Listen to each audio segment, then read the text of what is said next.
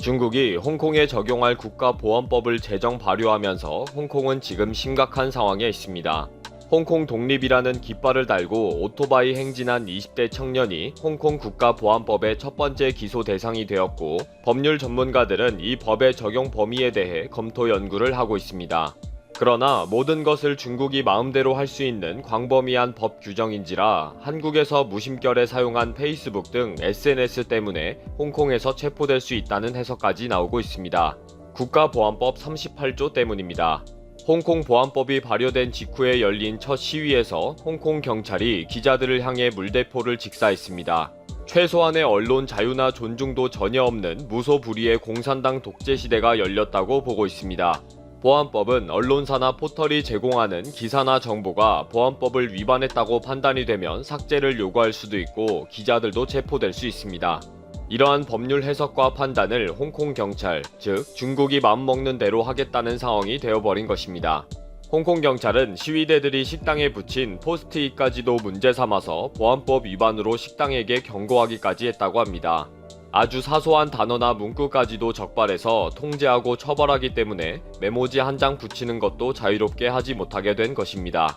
이런 과격한 조치에 대항해 홍콩에는 빈 포스트잇을 붙이는 시위도 벌어지고 있습니다.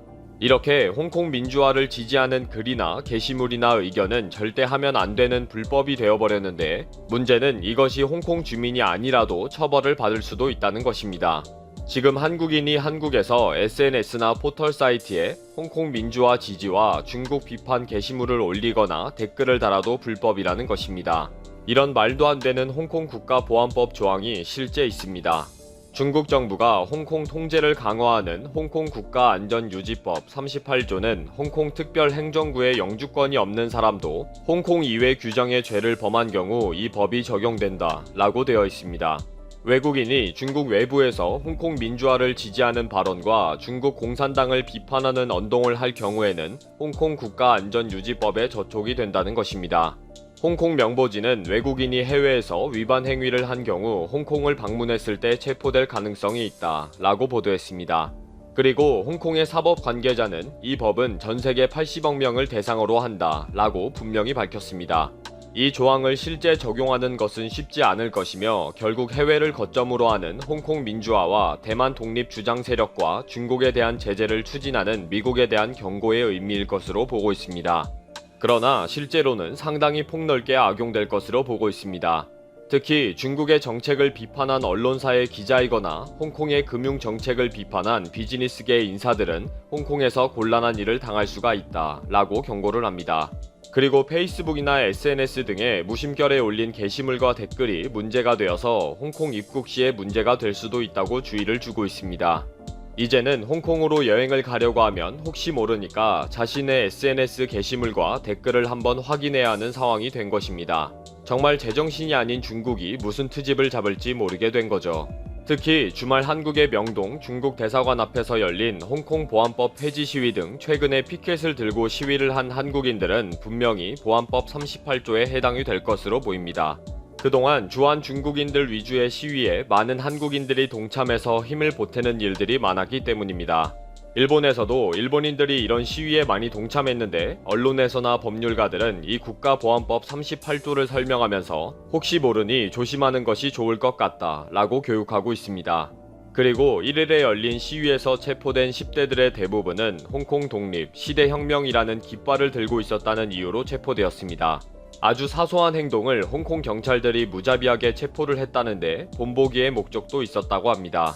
그리고 예전에는 체포 당일 보석금으로 풀려나기도 했지만 법의 시행 이후에는 재판관이 상당하다고 인정이 되어야만 보석이 허용되는 것으로 바뀌었다고 합니다.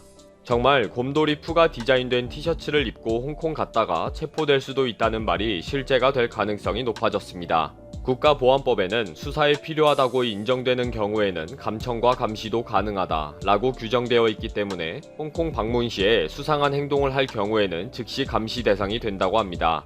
아마 곰돌이 푸 티셔츠를 세트로 입고 홍콩에 입국했다면 바로 감시 대상이 될 정도라는 거죠.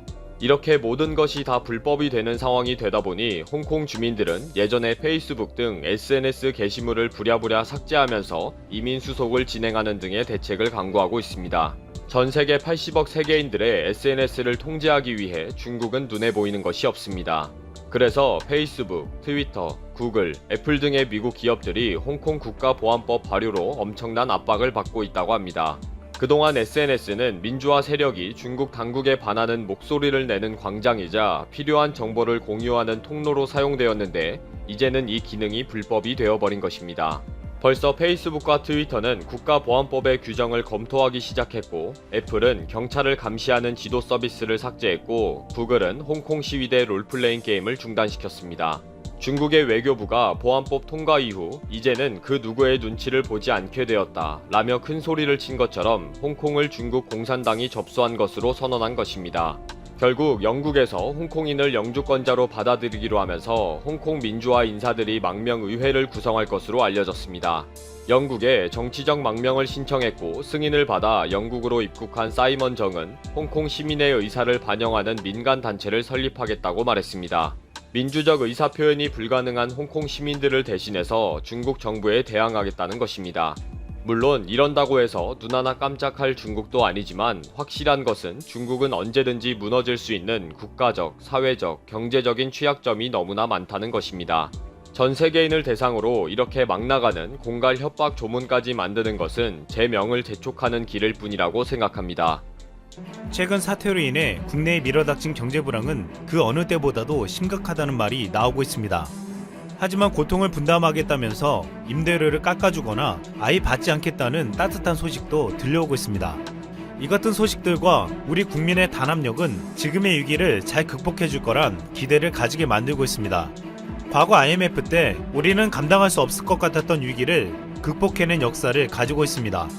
IMF 당시 가장 충격적인 일 중 하나는 당시 자산 규모 2위였던 대우가 해체된 것입니다.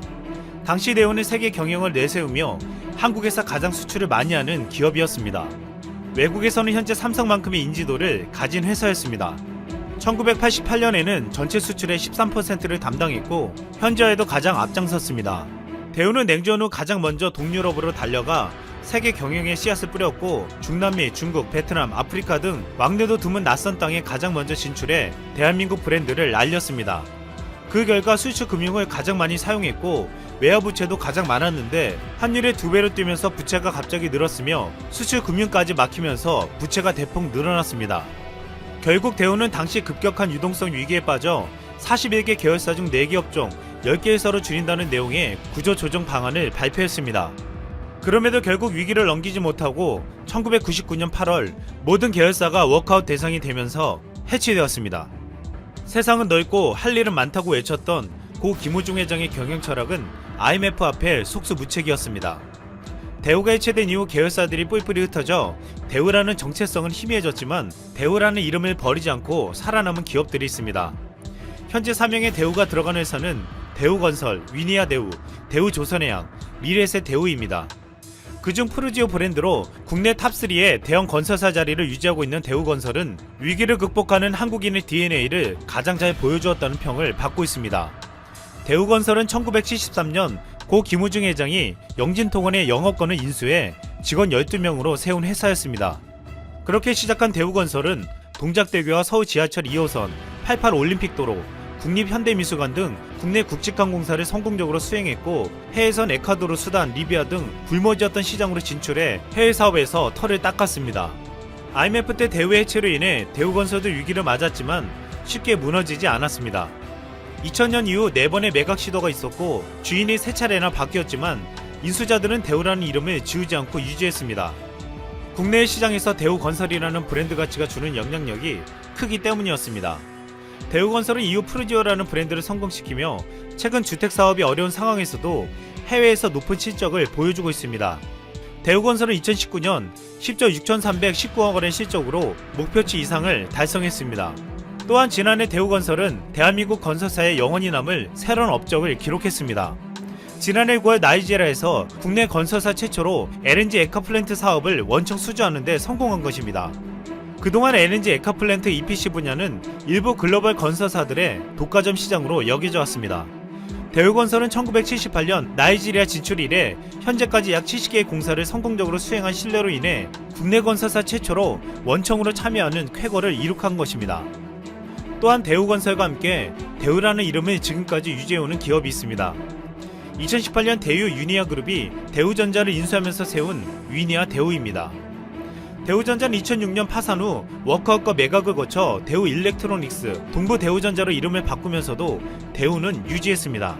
위니아 대우는 현재 국내에서는 LG와 삼성에 밀려 큰 두각을 나타내고 있지 못하지만 최근 멕시코에서 가장 큰 인기를 끌고 있는 한국 브랜드로 우뚝 서고 있습니다.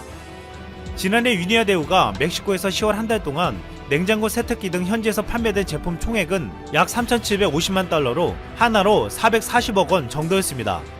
위니아 대우는 2018년 대우 위니아 그룹의 둥지를 튼 후 해외 시장에서 더욱더 공격적인 행보를 밟고 있습니다.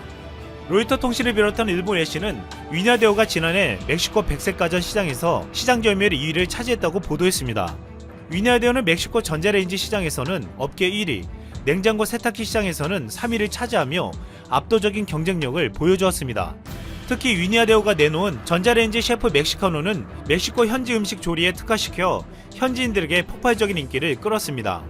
또한 일반 전자레인지에 없는 살균 기능을 적용해 조리기구를 소독할 수 있도록 했습니다.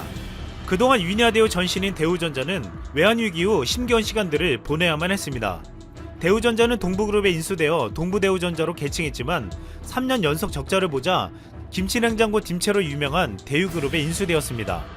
대우그룹은 대우전자 대신 위니아 대우라고 이름을 바꾸고 멕시코 등지에 해외 수출해서 살아날 기회를 찾은 것입니다. 결국 28일 업계에 따르면 대우 위니아 그룹에 인수된 위니아 대우가 2년 만에 흑자 전환에 성공했다고 보도되었습니다. 2018년 890억 적자에서 지난해 매출 1조 2,740억 원에 당기순이익 95억 원을 올리며 흑자로 전환한 것입니다. 사라질 뻔한 과거의 대우전자는 위기 속에서 극적으로 다시 살아났습니다. 비록 대우라는 그룹은 해체되었지만 대우건설과 위니아 대우는 위기를 극복하고 살아남아 전 세계의 이름을 날리고 있습니다. 한 재계 인사는 대우가 사라졌어도 대우란 이름이 여전히 시장에 존재하는 이유는 브랜드 가치 때문이라고 했습니다. 과거 대우가 해외에서 땀 흘리며 터득한 노하우와 활발히 네트워크를 통해 쌓은 인맥이 있기에 대우라는 이름을 지우지 않았다는 것입니다. 업계에서는 대우라는 DNA가 살아남은 것은 이를 지켜온 한국인의 위기 극복 DNA 때문이라고 했습니다. 대한민국은 나라가 위기에 처할 때마다 그것을 극복하고 오히려 제도에게 기회로 삼았습니다. 6.25 이후 무너진 잿더미 속에서 세계 역사에 없는 눈부신 경제성장을 이루었고 1999년 외환위기, 2008년 금융위기를 극복하고 세계 수출 위기, GDP 12위의 경제대국이 되었습니다. 지금 대한민국은 위기를 맞고 있지만 전 세계가 한국을 보고 하나같이 인정하는 것은 한국에겐 위기를 극복하는 DNA가 있다는 것입니다.